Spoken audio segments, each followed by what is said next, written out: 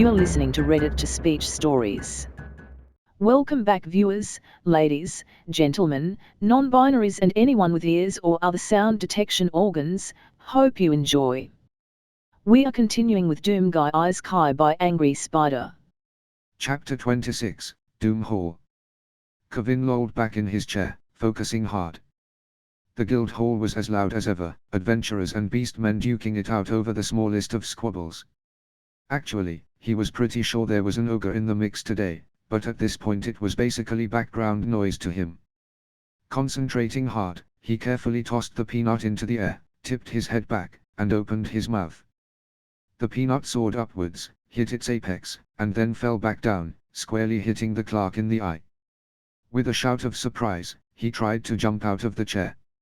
Instead, his leaning back caused it to destabilize, and he crashed to the ground with a painful thud. Groaning, he pushed the chair off of him and stood up. Clark was laughing at him, doubled over from his mirth. Sending a glare in his direction, Kevin righted the chair and started to try again. Kevin and Clark were 17 and 18 respectively and considered themselves to be phenomenal stock in the ladies' department. Sadly, they were the only ones to think so, and their delusions had caused them to receive more than a few well-placed and well-deserved slaps. They'd been trying for a while, with less than no success. Ignoring the small pile of paperwork just under the desk he was seated at, Clark asked, "Why you're still going for that? You gotta try less and just go with it." Kevin glared at him again, and the peanut he'd just tossed landed in his hair. It took him a moment of frantic searching to get it out, then shook his head just in case. The heck is that supposed to mean? How am I supposed to not try? If I don't try for it, then I'll never get it, and that'll just be sad. It's tricks like this that really bring in the women. Clark shook his head sympathetically. I dunno about that, nobody's come over to check you out. I mean, yeah, it's cool as all get out, but the results talk for itself. The grammar error went unnoticed by Kevin, who stubbornly continued to toss peanuts into his mouth. I bet Alice would think it was cool. Clark snorted. Alice. The daughter of the champion. That Alice. Missing once again, Kevin nodded. That Alice. You gotta admit, she's pretty darn hot. Raising an eyebrow, Clark asked skeptically, yeah, but isn't her dad, like, really rough on her last boyfriend? I heard the guy died. And he was supposed to be, like, level 60 or something. Kevin shrugged, and another peanut landed on the wooden floor. I bet he'd like me.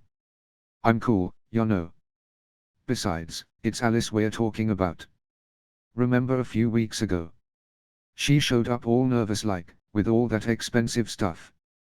'Member how anxious she was to get that one demon summoner quest? Looked like she was about to offer her freaking shield if she got that quest.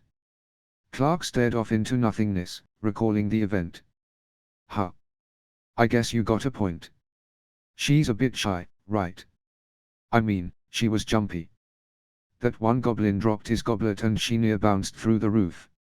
Frowning, Kevin looked at him. How the heck do you remember that? Clark shrugged. I dunno. I remember stuff sometimes. Anyway, are you gonna ask for her shield or something? Kevin smirked. You and me both know I ain't after her shield. They sniggered for a moment over the joke, and then Clark regretfully got back to filling out paperwork. Tired of his attempts, Kevin started restlessly drumming his knuckles on the desk. One of his perks notified him, and he glanced down at his board. It displayed all the names of both the people inside the guild hall and the people waiting outside it, and there were 4 new names on the list. A slow grin spread over his face, and he nudged his coworker. Hey, Clark.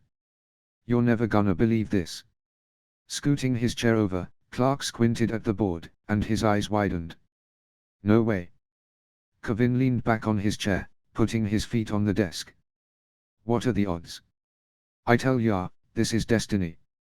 Clark was still staring at the board, a slight frown on his face.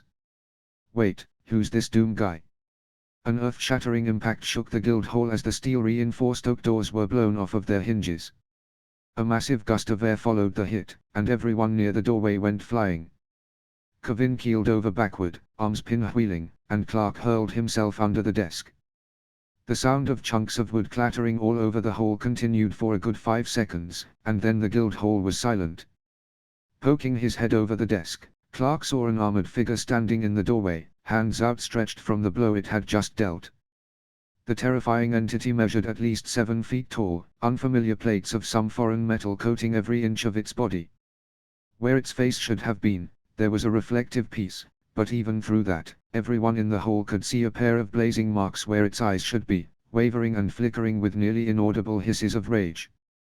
The figure walked straight for the main desk, ignoring tables, chairs, and adventurers in his way to do so. Its footsteps sounded like death knells, impending doom approaching the two young men. It stopped at the table and stared down at them, its hands digging into the adamantite alloy desk with ease. Doing his level best to ignore the wet stain rapidly spreading across his pants, Clark whispered, hello there, sir. I mean, milord. How can be I service of you two? Ignoring the garbled sentence, the Titan leaned over the desk and spoke. Its voice was a grating, hoarse sound, and it held all the menace of the Grim Reaper himself. I need to kill something. Kevin raised his head over from where he'd fallen, and kept raising it to try and take in the full height of the apparition. Holy! Clark swallowed.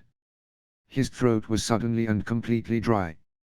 Why you need to, kill something? Are you asking about a monster hunt quest, or a bounty, or... The figure still spoke in that quiet, gravelly voice of death, but his words somehow held the volume of a shout. Demons. This thing hunted demons. Clark wiped away the thin veneer of sweat covering his forehead, and choked out, we don't have any demon hunting quests. With a hate-filled snort of disgust, the figure turned on its heel and walked back out through the annihilated doorway, hands clenching into fists so tight the air wavered around them. A familiar woman walked past him, making a low whistle as she took in the damage. Well, Doom, you probably could have been a bit gentler with the doors. Walking over the carnage, Alice went right up to the desk, casually resting her arm on the desk. Now that the two hapless Clarks got a better look at her, they realized that she wore both her blood-spattered armor and the paint-nicked shield with significant ease. It was obvious that she was familiar with the equipment, far more so than she had been several weeks ago. With a ready grin, she asked, you guys know any summoners who could get 3 people and a dog to hell? I need to find one on short notice. That guy, she jerked a thumb over her shoulder at where the omen had departed. Really, and I mean really, likes killing demons. Not gonna lie, it's starting to grow on me too. So yeah, we're gonna need one of those as soon as possible. Rapping the desk with a gauntlet fist, Alice nodded at them and left, hiking up her shield. Pausing as she left, she gestured at a groaning orc lying on the ground and asked doubtfully, did Doom step on you?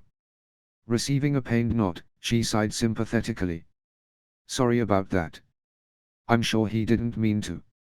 It was a full minute after she'd left before anyone moved, and the guild hall slowly went back to normal, worried glances still flicking in the direction of the door. With a haggard groan, Clark collapsed into his chair. Wearily, he asked Kevin, still wanna hook up with her? Kevin was quite adamant from that point onward that he never wanted to see anyone or anything that had interacted with the monstrous creature that had destroyed the doors. End of chapter. If you enjoyed, like, subscribe, click the bell so you don't miss any episode and do all the other YouTube stuff. Visit and support the author, all the relevant links are in the doobly-doo, and comment your opinions, good or bad. And I'll see you next time. And as usual, have a wonderful day.